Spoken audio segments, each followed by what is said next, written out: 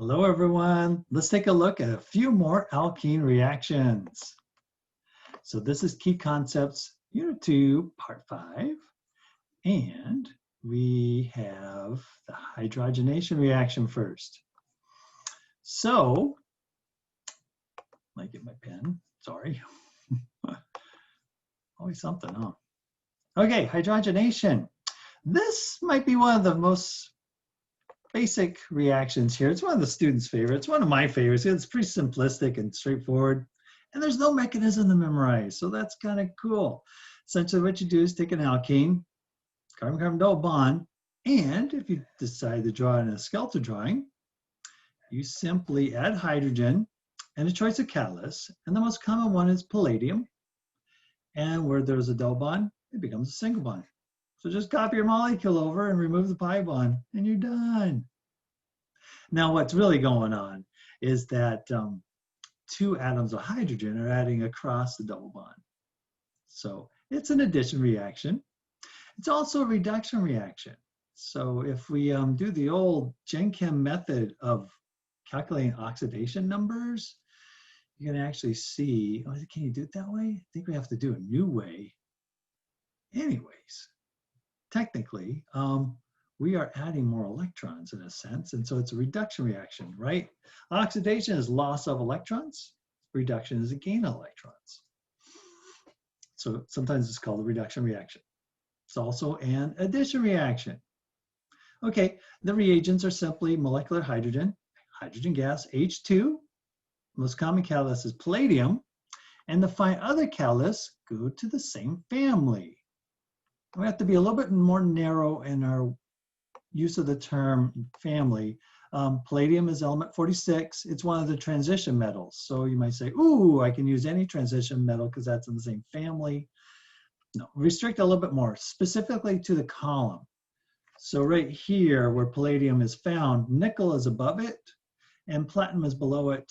And this new element here, I guess it probably, that'd be the prediction, probably would be a good catalyst if it could be made in large quantities. It's something that's just been found in the laboratory. So bottom line is palladium is the most common, but nickel works cheaper, less robust.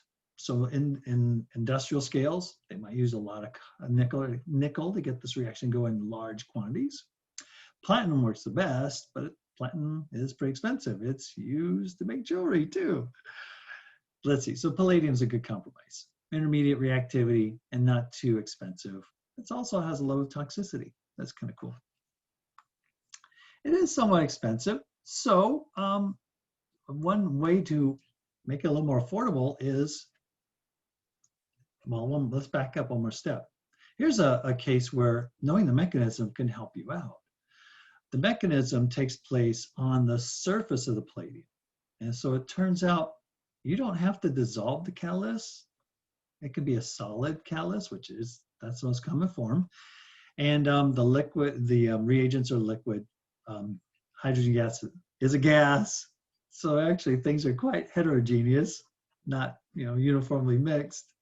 But the hydrogen gas will dissolve in the solvent. And then your liquid phase with the solvent can just collide with the surface of the catalyst, and that's where the reaction takes place. So knowing the mechanism, which you don't have to memorize, I'll show it to you in a second, specifically that in the mechanism, the reaction occurs on the surface, not inside the block of metal, the palladium. Knowing that happens on the surface, well, all you need is a thin layer of palladium. You don't need a whole big chunk of palladium to make the reaction go. So there's ways of chemically and other ways of, you can engineer this so you can put a thin layer of palladium on top of something cheap, like little bits of charcoal or carbon. And then this is a powder that you can filter out of the reaction afterwards and reuse it because it's a catalyst. So sometimes you see PD/C because this is a very cost-effective and efficient catalyst for hydrogenation. Like I said before, platinum works well, and platinum oxide also works. So PTO2, also known as Adams catalyst, all these little trivia things here. Bottom line is, if you see a reaction with H2 around it, go to the periodic table and expect to see one of these elements in that family. underneath the arrow as a catalyst for hydrogenation. Cool. Okay, let's talk a little bit about the mechanism that you do not have to memorize. Here we go. It's the middle of the screen. This is how it works. We got, so in this diagram is showing platinum, but palladium or nickel, same thing. On the surface, first binds hydrogen gas and it splits. If you study this in more detail, it turns out the hydrogen atoms just kind of goes in between the little atoms of platinum or nickel or whatever. But if you put a whole bunch of circles, probably drawn here, sorry, you'll see there's a gap right in between where those three atoms are meeting. It turns out the hydrogen atom almost fits snugly in there. And so what happens is that hydrogen gas can actually find its way into these little sites, interstitial sites, there's a name for it. Anyway, so hydrogen gas strikes the surface. The metal surface helps catalyze the breaking of that covalent bond and attaching the hydrogens individually to the metal surface. And they just sit down here on the surface and wait for the alkene approach. And the alkene, carbon-carbon double bond, approaches in this manner. It's a flat trigonal shape, right? sp2 hybridized carbon. So the best way to come down is come down flat right on the surface. And it turns out it's not crowding that's maximizing this, this approach. It's the pi bond, right? So the double bond consists of 2 electrons in these p orbitals that are above and below the plane of the molecule. And these 2 electrons, they can be up here or down here. As the alkene approaches the surface, these electrons can make a bond to the surface. And after it bonds to the surface, the little hydrogens that are in these little sites right here, interstitial sites, I think they're called, the hydrogen kind of rolls along the surface and comes up underneath the alkene and adds to where the double bond used to be. The key idea is that both hydrogens add from the same side. Ooh, same side, cis. Yes, your identical groups, hydrogen, then end up on the same side of the alkene. So if you had, let's put 2 methyl groups on here. We had this molecule, 1,2-dimethyl cyclohexene in our previous video. We'll use that with hydrogenation. Here, I'll put it palladium on carbon. That's another example of the catalyst. And what happens is the 2 atoms of hydrogen add to the same side. So you can choose not to draw them in, right? This is a skeletal drawing, but you still need to know that they're there. They're there because the double bond becomes a single bond. Well, then these methyl groups can't lie flat anymore because the carbon used to be sp2, but now these carbons are now sp3. They're tetrahedral. So you can't just draw a line unless you mean a mixture of cis and trans. And that's not what we have here, right? If both hydrogens add to the bottom, then the methyl groups get pushed upward. See if I can squeeze it in right here. And then the identical groups, either the pair of methyls or the pair of hydrogens, the identical groups are on the same side. This is the cis isomer. Cool. So what you need to know about hydrogenation is because of the mechanism, you get syn addition. If you had a double bond, you get a cis isomer. The identical groups will be those 2 new hydrogens that you just added to the ring. Cool. The other key idea is that hydrogenation is very mild and selective. Before I move on to that, I'm looking at this little nutrition label over here. That reminds me of something else. You may have heard of hydrogenation in the context of partially hydrogenated soybean oils or partially hydrogenated vegetable oils. Yeah, so here's the ingredients. I forget where I stole this from. Well, obviously off the internet, but some pastry maybe. So what's going on here? Why are they using this reaction, the hydrogenation reaction, on vegetable oils and other oils? Well, when we first started talking about degrees of unsaturation, you might remember we talked about how a carbon-carbon double bond means that the molecule is no longer saturated. It's unsaturated. It does not contain the maximum number of hydrogens. Well, you can put those hydrogens back in there, make it saturated through the hydrogenation reaction, right? So you can take your carbon-carbon double bond, add more hydrogens, and if you get a straight chain or a branch chain alkane, that's saturated. Okay, more to the point though, if you look at butter here on the left side of the screen, you got corn oil, I believe, on the right. Those molecules that make up both compounds, these both materials, butter, corn oil, both these food products, the molecules look very, very similar. The difference, the main difference is that within the molecule, you have some saturated chains. So this is a portion of the molecule, the fat molecule that makes up butter, not the whole thing. But in butter, you have a lot of these molecules having chains which are saturated and they lie straight. And that allows all these molecules to easily pack together. They're just straight chains that stack on each other. Whereas corn oil, those molecules are unable to stack as efficiently because a lot of them, not all of them, but many of them have kinks in their chains because of the cis carbon-carbon double bond within the chain, right? So if we put the identical groups, hydrogen, on the same side, cis, same side, then there's going to be a kink in the chain. And now as these chains try and stack on each other, it's more difficult, it's not as favorable. And now if they can't stick together, they can't harden up to form a solid. So at room temperature, these molecules are not solid, they're liquid. You warm up butter so that the molecules can unstick, then it melts. It doesn't take much temperature to get it melt, but they still tend to stack up. And they could contribute to hardening of the arteries, so they do. I think studies have shown that. And so we've been told that we should limit the amount of saturated oils in our diet and try and take some unsaturated ones.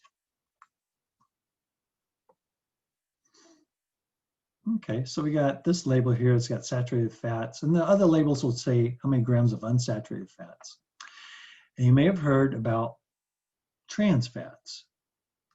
Well, it turns out nature prefers to make her fat molecules with cis alkenes to put the kinks in them, make them healthier, make them oils at room temperature. If you were to make a trans alkene, then technically it's unsaturated, but trans will straighten out the chain, right? So if you look from top to bottom, this is a straight line. That's the trans alkene. The hydrogens, identical groups, are on opposite sides of the double bond. Here's a cis.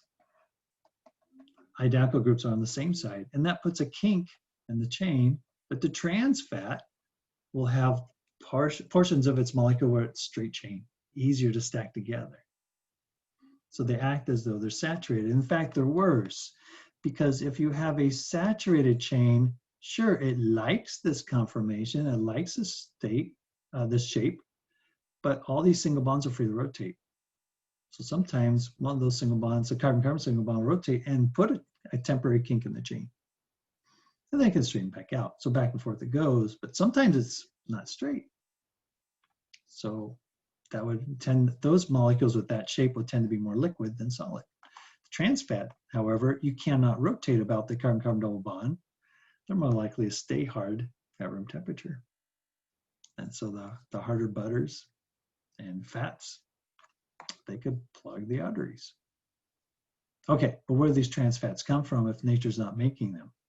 Well, economy, money.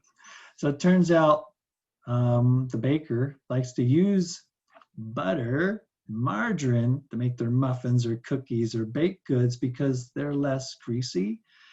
Same molecules, but if you use the molecules with cis double bonds in them, that's oilier, it's greasier. This muffin's all greasy. I don't like my muffin all greasy, I like the other way. So you can go to the farmer who has his dairy cows and say, hey, I need to buy some butter, make a whole bunch of muffins. Or you could go to the farmer who has a cornfield, get his corn oil, and then run the hydrogenation reaction on it and take out the double bonds.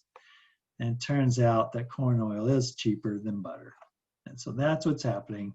People are going to a cheaper source of the fat molecules, hydrogenating this, taking out the hydrogens and making them a straight change, and then hardening them up to have the consistency, the texture of butter. Now, it turns out if you take out all the double bonds, then you get a very, very firm, very hard butter. So even real butter is not 100% saturated. There are some chains that have some unsaturation to kind of give it this intermediate, soft, solid texture. So you want to do that when you're making your own, I guess it's artificial butter, if you will.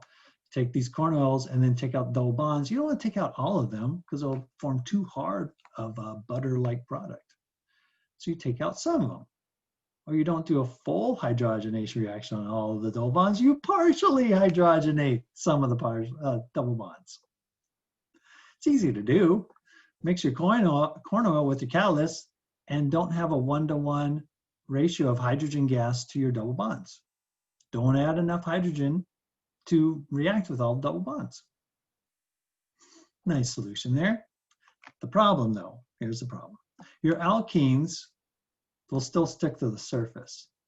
And if all the hydrogen is used up, the double bonds will stick to the surface and they'll come back off. That's okay. But while they are attached, there is a chance when they're attached, the pi bond is being used to attach to the surface.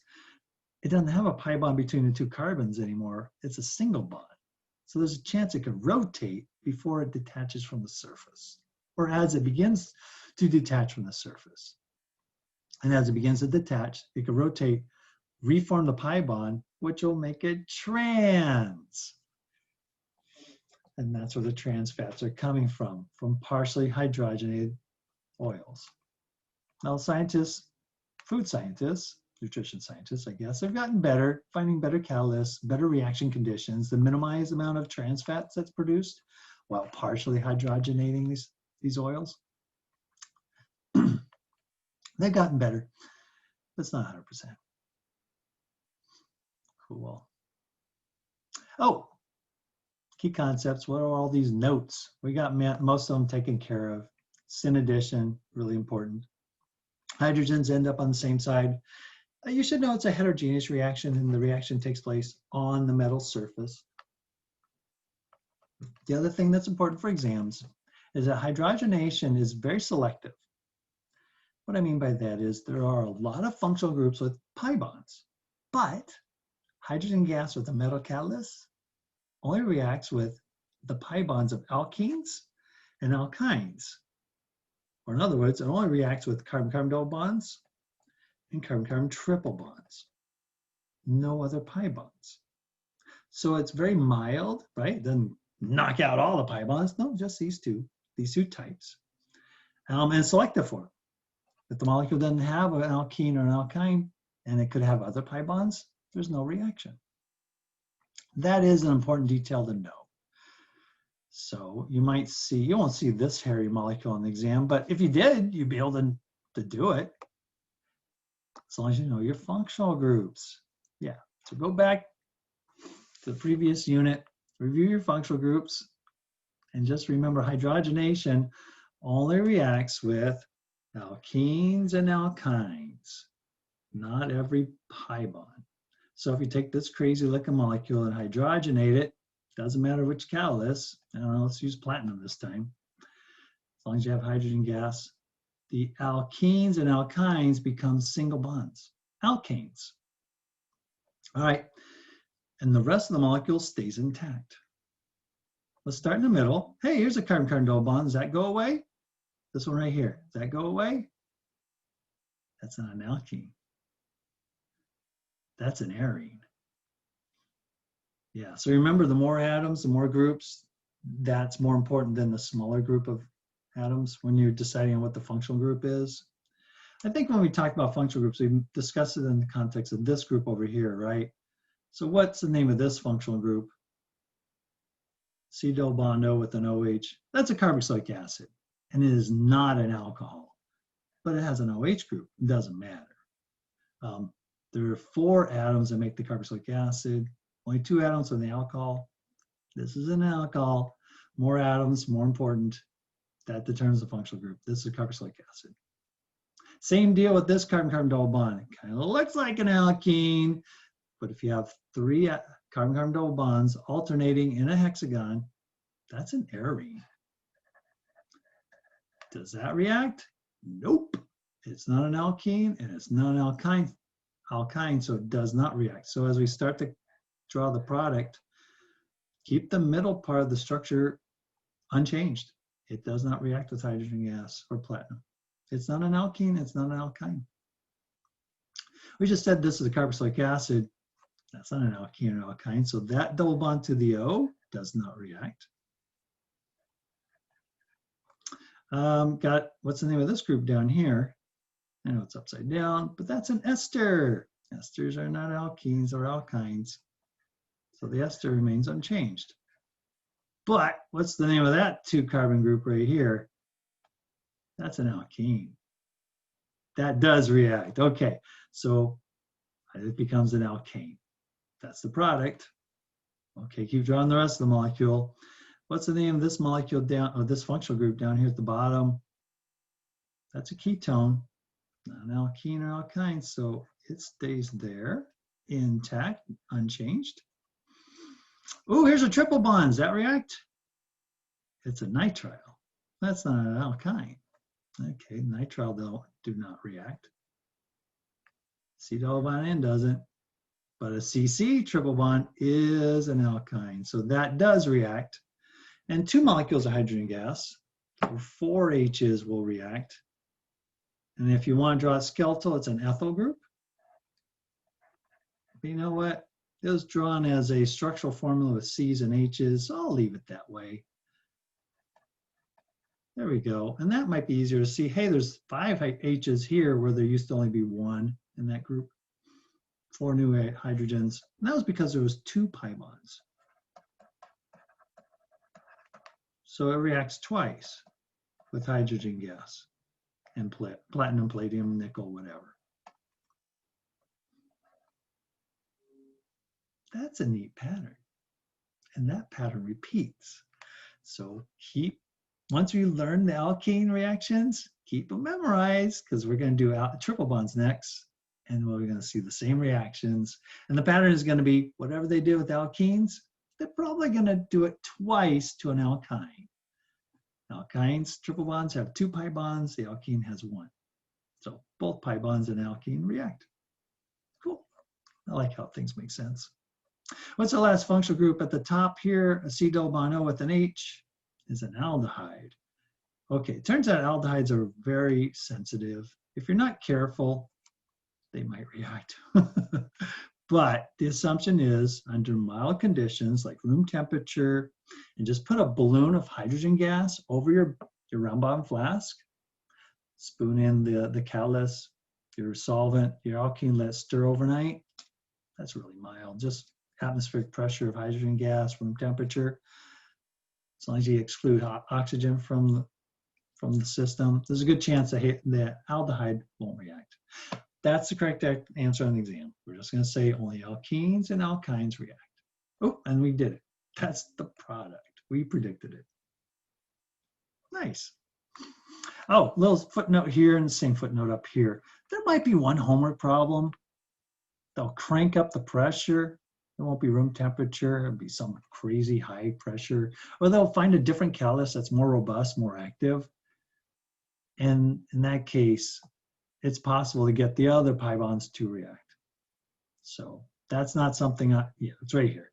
That will not be seen on exams, but hey, you guys that are planning to be chemistry majors, that's another tool for you. If you do want to react the arene, make it a cyclohexane, you use forcing conditions with hydrogenation, and you can make that happen. Cool. Top of the page. I think we're done with hydrogenation. Cool. Let's look at epoxidation. Epoxidation makes me think of epoxy glues. And yeah, there's a connection there. You see how there's a little twinned set of, what are these called? Not hypodermic needles, but syringes. That's what they are. There's two syringe pistons here, if you will, and they mix together. So it turns out on one side, there is a bunch of molecules containing the epoxide functional group. And on the other side, there's some molecules that react with them. And in the reaction, they form a whole bunch of covalent bonds and make a solid that's very sticky. So you get a very strong glue. Over here is another epoxy resin, epoxy glue, where in separate containers you have molecules with the epoxide and the reagent that reacts with them to harden it up. So one's just called an epoxy and the other one's called a hardener. I don't know if you can see that small print. Anyways, a little application for this reaction. So to make your own epoxy resin on epoxy glue, you do this reaction. You start with an alkene and you oxidize it because you're going to add oxygen. Let's just stick with propene. And we're going to add an oxidizing agent. We'll list it in a second. And we form the epoxide molecule. It's a special ether in a triangle shape. So there's a lot of angle strain. And normally you'll see later when we discuss ethers, they don't react very often. They're actually quite stable. But not this ether. And that's because the bond angles are around 60 degrees when they should be what? sp3 hybridized carbon and oxygen. Yeah, it should be 109.5. A lot of angle strain there. And so these bonds are all just like under tension. They're ready to snap open to go back to 109.5. So they're reactive ethers. So this portion is the epoxide functional group. You should be able to recognize it, but it's not going to be on a functional group test. And how do you make that? Well, what's the difference? We have 3 carbons, 3 carbons. We have 3 H's here. We have 1 here for 4, and there's 2 more, 5 and 6. How many hydrogens are here? 3 here, 1 in the middle, 2 at the end. Wait, there's 6 still. All you have to do is add an oxygen. Oxygen uses up the pi bond to make the 3-membered ring. That's why it's an oxidizing. We need an oxidizer. An oxidation reaction is going to add oxygen oftentimes as it loses electrons from the molecule. And there's a couple of ways to add an oxygen. One way is this molecule called metachloropyroxybenzoic acid. That's a mouthful. Next semester, when we look at the carboxylic acid group, we'll learn where the name comes from and how to name it. For now, you just need to be able to recognize the molecule. If I ask you on the exam to supply the reagent, just use the 5-letter acronym MCPBA, and I'll give you full credit. So when you give the reagent, I will accept MCPBA, or you can write out the molecule. Do you remember the circle inside the hexagon? That's a shortcut for benzene. So these two are exactly the same molecules. You could write out the MCPBA molecule if you wish. It's benzene with what starts to look like a carboxylic acid, but before you add the hydrogen and finish off the carboxylic acid group, you add another oxygen. That's the peroxy group, peroxy acid. Yeah. And then meta is an old way of saying 2 carbons away from your branch off the benzene, there's another group. What group? A chlorine. So here's MCPBA, metachloropyroxybenzoic acid. Add that, and it reacts with alkenes. What about these carbon-carbon double bonds? They're not alkenes. They don't react. Another reason why maybe putting a circle in the ring is kind of useful. It kind of reminds you, don't worry about those pi bonds in there. They're not reacting. Benzene's really stable. Okay, but this pi bond out here is part of the alkene functional group. So the MCPBA oxidizes it to form the epoxide. Done. You can also use peracetic acid. So what's acetic acid? You don't have to remember that today. I'm not going to put on the exam, but you have seen it before. It's the molecule found in vinegar. So there's a chemical formula. You've probably seen that in general chemistry. Skeletal drawing, it look like this with an H here. Peracetic acid follows this pattern. Add an extra O. So let me circle this for acetic acid, not to be confused with peracetic acid. There, extra hydrogen. Ooh, extra oxygen. 2 O's. Ooh. The other thing you need to know is that you do get syn addition. This oxygen sits on the ring. You don't have to know the You don't have to know the mechanism. It is known, but the mechanism is not going to help you predict the product. Just remember syn addition. So how's that work? Let's start with this alkene that's cis, and then we make an epoxide out of it.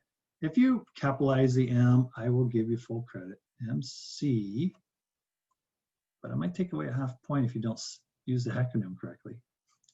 Sorry, get it right. MCPBA, metachloroperoxybenzoic acid. Copy the carbons, add the oxygen. You could put a couple wedge bonds to show it's syn addition. The oxygen's adding to the same side. Or you can say, well, the methyls then will be on the same side of this ring. They're coming out towards you. So like as if this was cyclopropane and the 2 methyl groups are coming out towards you. That is now cis on the ring. I'll put the methyl groups here. But be careful, right? We said in previous video that syn addition does not always give you cis products. It did here. Yeah, but what if we start with the trans alkene? This is trans. What is this? This is trans 2-butene. Add MCPBA. And the carbons stay in the same arrangement. The oxygen adds in syn addition. You could put you could put a pair of wedge bonds for the oxygen. Or you could say, well, here's my flat ring, little triangle. This methyl group's coming out towards us, and this one is going away. You get the trans product because you started with the trans alkene. This is really challenging us, right? So there's two ways to use trans in the name. You could talk about identical groups on opposite sides of an alkene. You can also talk about identical groups on opposite sides of a ring. There you go. I'm going to check my notes, see if I need anything else to add for epoxidation. Nope, we're good. There is another way to make epoxides, and it's using a reaction that we saw before, halohydrins, and then you just add a base after you're done. Anything else? No. Good. So here's the overall reaction. Start with, well, why don't we just use the trans 2-butene, and instead of adding MCPBA to get the epoxide immediately, here's an alternate route. You can do Halohydrin Formation, which is where you use Cl2 or Br2. Either one works. I'll use Br2. And you have to add water. Okay, what happens here? Well, in the mechanism,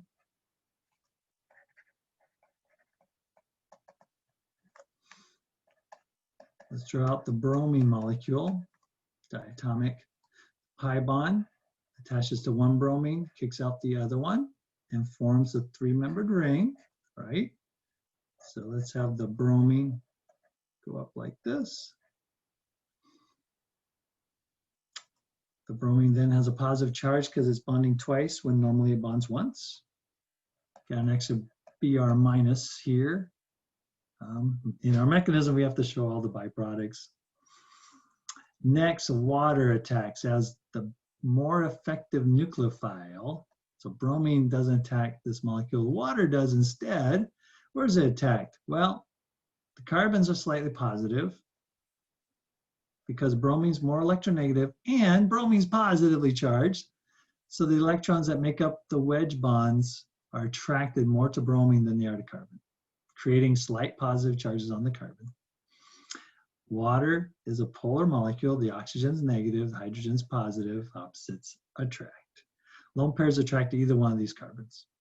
So you get a mixture of products. Sometimes water attacks on the right, sometimes it attacks on the left, but it does so through anti-addition. Water attacks from the side opposite the halide. The halide's too bulky, kind of blocks the top side. Water comes from underneath, so it's going to attach to a dash bond. In the mechanism, we can show that. So water comes under here. Ooh, but this oxygen now makes 3 bonds, giving it a positive charge. The wedge bond on the right must break, so carbon can make 4 bonds. The left wedge bond remains intact, so the bromine is still there. Cool. And what are we trying to make? Well, we're trying to do Halohydrin Formation, and the way I set it up, I left the bromine on the left side. So let's draw the product. Bromine over here. Now, turns out you're getting a mixture of products here.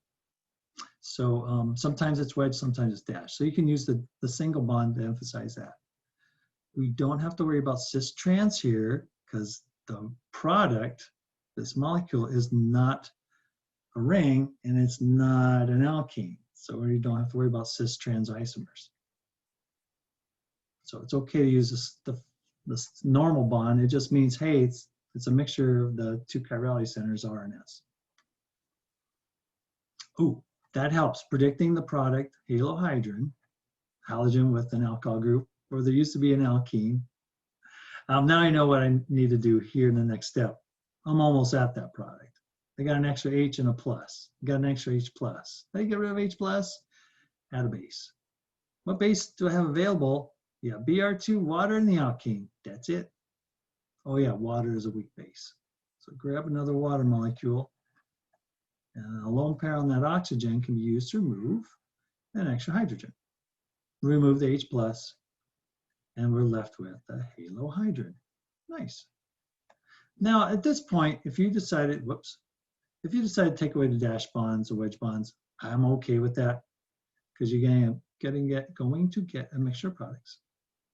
That's fine. But we're trying to make the epoxide, right? So now we're going to follow it with base. And so if you like sodium hydroxide or potassium hydroxide or lithium, or you just want to write OH minus, your choice. Put one of those over the arrow in a lab, add base, and then what happens is hydroxide ion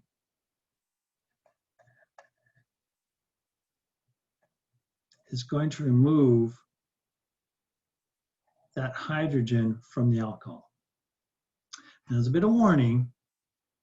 Sometimes students grab onto this idea that says every time you add hydroxide ion, alcohols remove their hydrogen. This is an equilibrium reaction. An equilibrium favors this molecule. In other words, if you got 100 molecules of hydroxide ion, 100 molecules of this alcohol, probably 99, 98% of them, 98, 99 molecules, if you have 100, are still in the alcohol form. Very few times does the hydroxide ion have enough enough base strength to remove this hydrogen. But on occasion, it does. Properly speaking, I should use an equilibrium arrow to emphasize the point that not always does hydroxide ion succeed in removing that hydrogen, but sometimes it does. And it turns into water. Hydroxide ion turns into water. Hey, bromine, you're still there. And you're seeing I've lost the wedge and dash bonds because really we're going to get a mixture of compounds here. This goes back and forth. Again, the equilibrium lies on this side. The reason for that is this is a stronger base or a more reactive anion than this one, hydroxide ion. We'll see more about that next semester. Anyways, a small number of these do form. And when it forms, hey, bromine is more electronegative than carbon. There's a slight positive charge because of that polar covalent bond.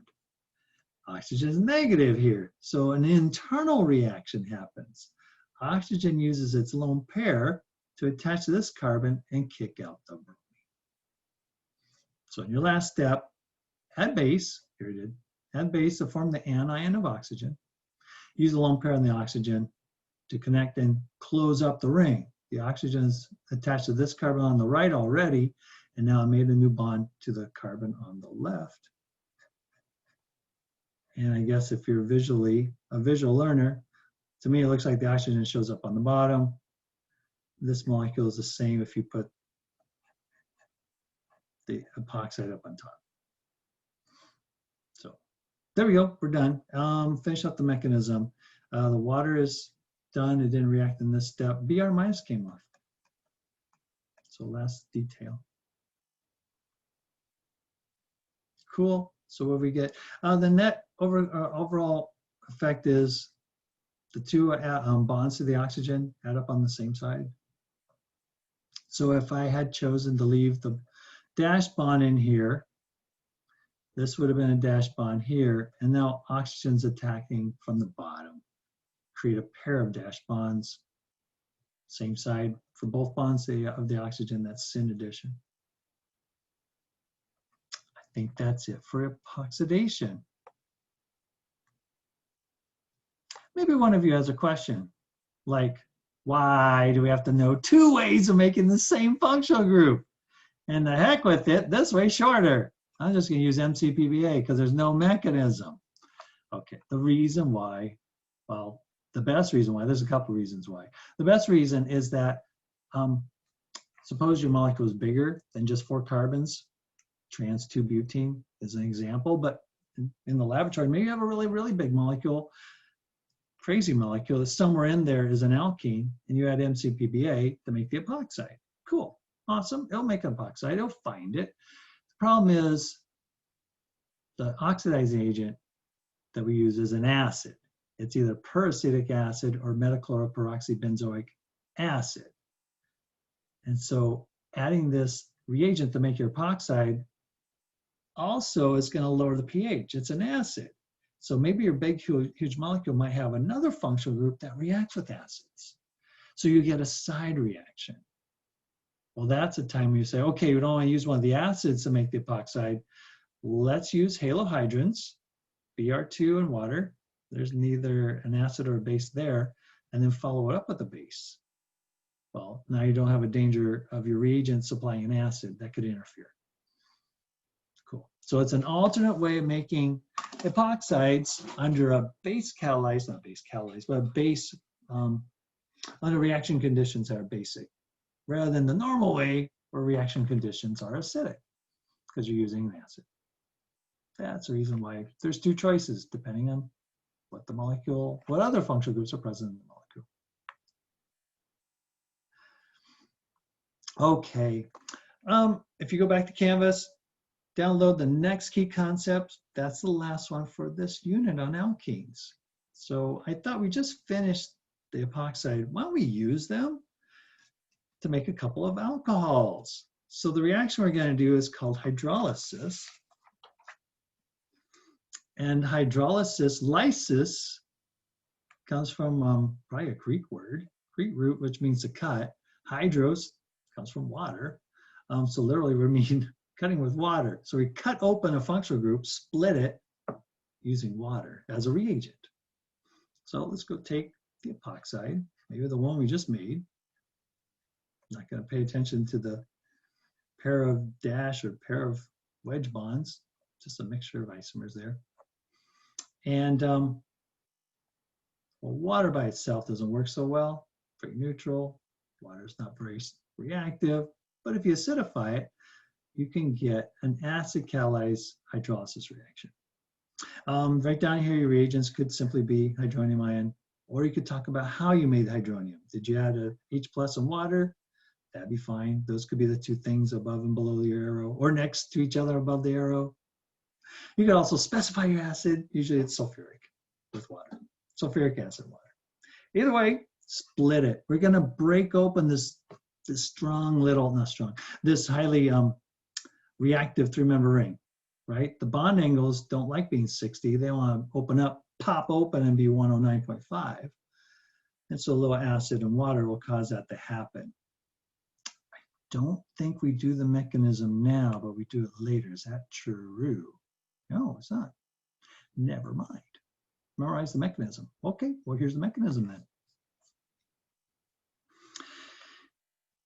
We have seen a few reactions now. So to try and get these straight, try and remember them, there's some little guidelines. Here's one. If you have 2 reagents or 3, depending on how many reagents you added to make a reaction go, the guideline is let the most reactive molecule go first. It's reactive, it probably wants to react first. So the epoxide, ooh, maybe this doesn't help so much. Epoxide is reactive. Hydronium is a strong acid, and if those are your only 2, then let one of those react. Actually, let both of them react. However, if you said, I'm mixing H plus with water and my epoxide, then you have 3 molecules to consider, and the acid I would think of as the most reactive of these 3. So let it go first. So acid, go find a base. Well, it kind of did when it found water to form hydronium. Okay, so that doesn't count. H plus, go find a base on my organic molecule. A Lewis base has a lone pair of electrons, or it has a source of, it has a pair of electrons that can react. So that's the first step of hydrolysis of epoxide. Lone pair on the epoxide oxygen will attach a hydrogen.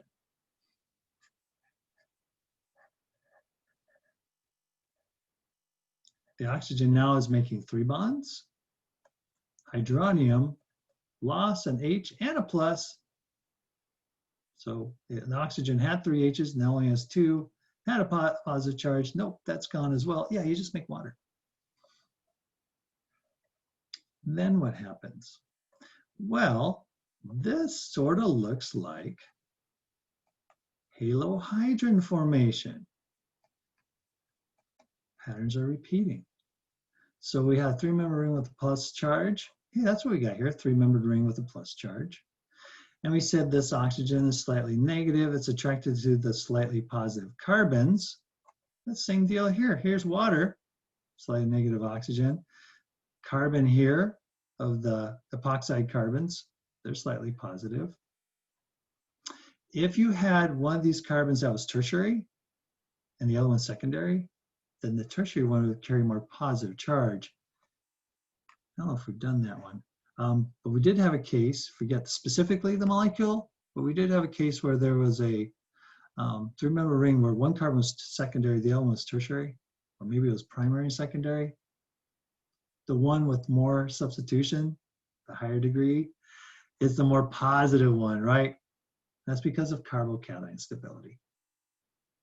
The tertiary carbon is feeling a little more positive because it can handle a carbocation. It's not a carbocation, but as the carbon builds up partial positive charge, it's starting to feel like a carbocation. Tertiary can deal with that, so it allows the positive charge to build up, and the water attacks this tertiary carbon before it attacks secondary. And that opens up the 3-membered ring. Same pattern here. So now if we had different degrees, tertiary versus secondary, that's where the water would strike. But both of these are secondary carbons, right? So talk to the epoxide carbon on the right. How many carbon atoms are you attached to? I got one to my left and one up here on the right. That's 2. Yep, you're a degree 2, a secondary carbon. Hey, epoxide carbon on the left. What degree are you? I got a methyl group on one side and I got a carbon on the other. Yeah, I'm also secondary. It's a tie. So open up either side. From the side opposite, actually, right? That's what we did with halohydrin reactions. We had anti-addition. We still get anti-addition. Ooh, and that's one of our key concept points right down here. Yay, it's on the screen. Reaction occurs with anti-addition. So the new water molecule adds to the bottom. The oxygen up here, that bond breaks. So carbon can bond 4 times. The epoxide oxygen remains attached on the left side, so we still have a bond over there.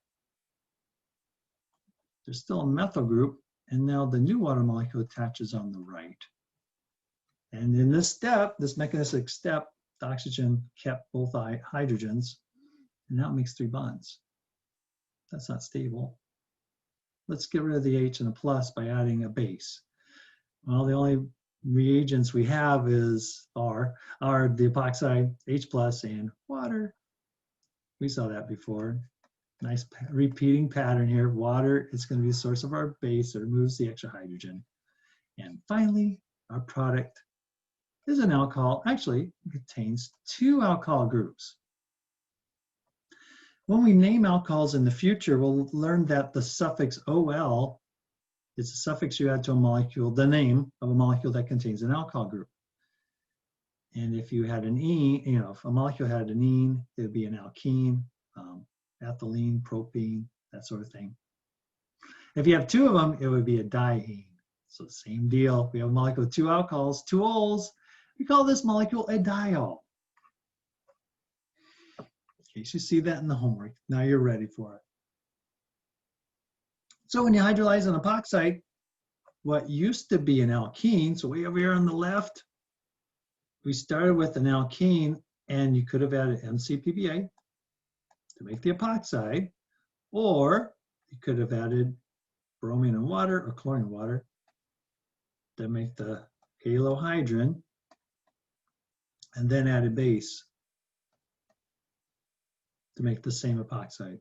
Either route gets you from alkene to epoxide. Add dilute acid to make a pair of alcohols. Nice. Woo. Lots going on. The key, though, is to kind of keep these reactions straight. So really learn. You might want to just pause the video and go back and review some of those old reactions. And then when you're more comfortable with those mechanisms, come back here, and this mechanism will seem more familiar. It'll make more sense. Let's see, did I forget any of the key points here? Halohydrin, yeah, we talked about that. Side opposite right here. It is anti-addition. Yes, side opposite again. It would have occurred with trans.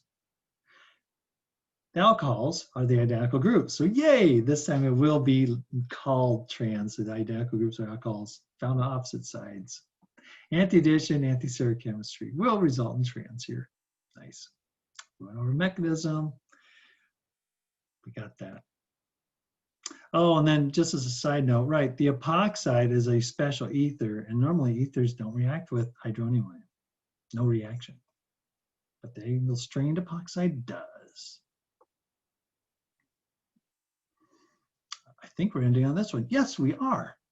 Cool. Okay, so quick little point to make. If you make the epoxide, there it is, and hydrolyze it with dilute acid, you get a pair of alcohols. And the alcohols, if I had a ring, let's do one in a second.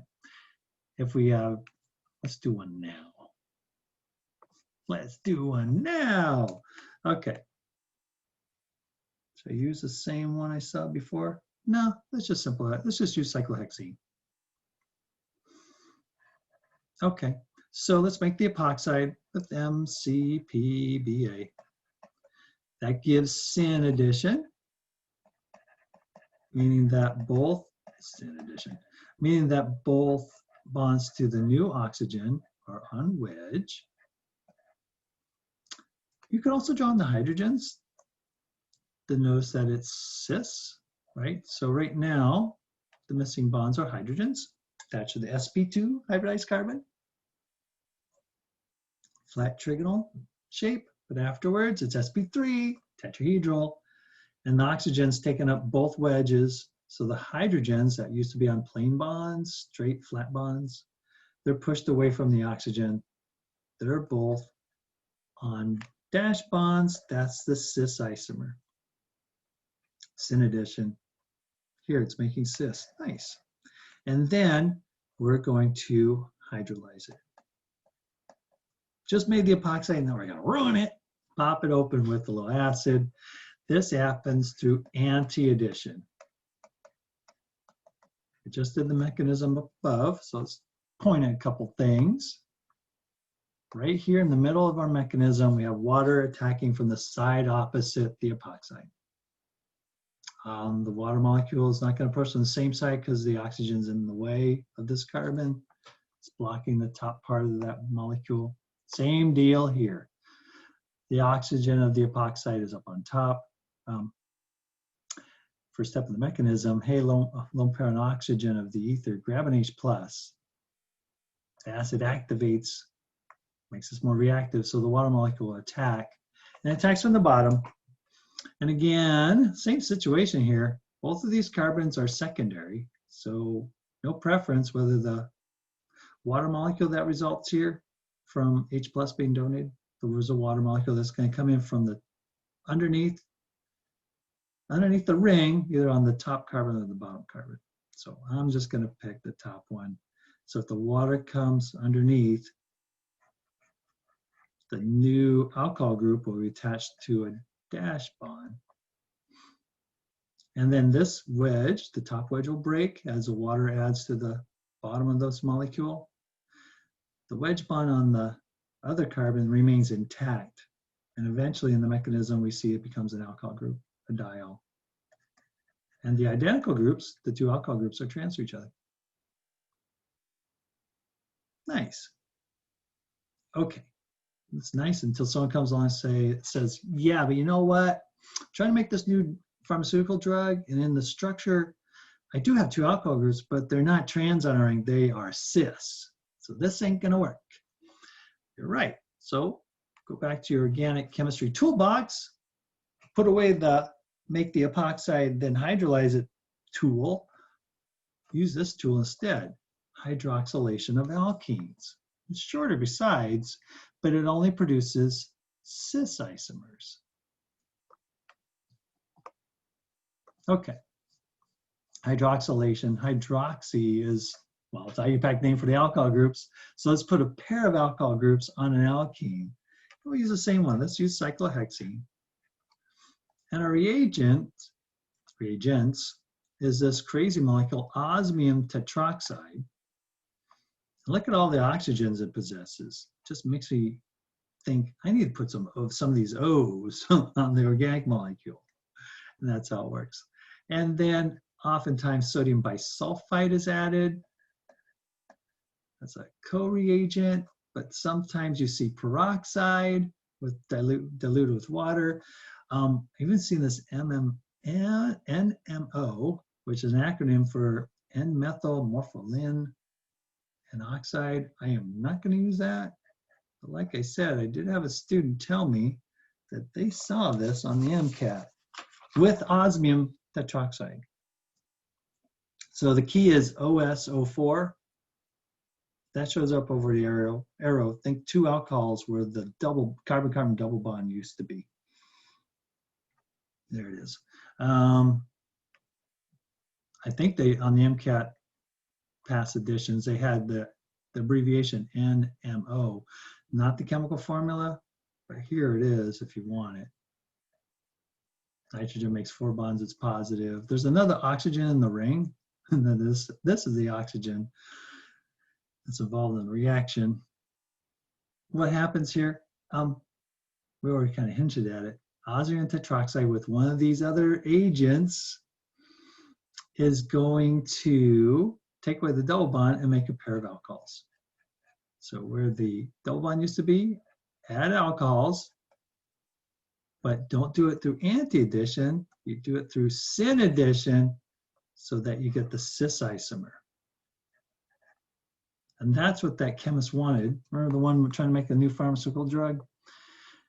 That person didn't like the trans product. They needed the cis. Okay, so that's cool. Organic chemists love this. People in general kind of like to have power and control. So now you have choices and you have control. Nice. If you have cyclohexene, which diol do you want? Do you want the alcohols trans each other, or do you want them cis? They're different molecules. They have different properties. They can behave differently in the lab. Maybe one's more useful to you in a certain situation than the other. But whichever one you need, you can pick. add MCPBA and dilute acid to hydrolyze that epoxide to get the trans isomer, or in one shot, osmium tetroxide, sodium bisulfite, or one of the other reagents. I'm going to stick to these two. And that'll give you the cis diol. Very cool. No mechanism. There it is. Nice. So no mechanism on the exam. And I just mentioned this. Yeah, so now you get the control, which isomer you want.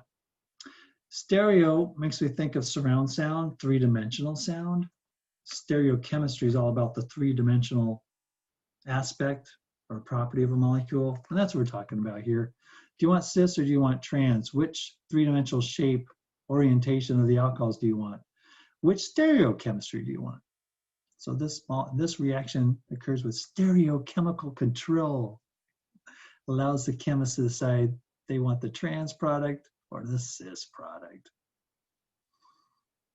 That might be it. Jump to the top over here. Make sure I don't have a last note.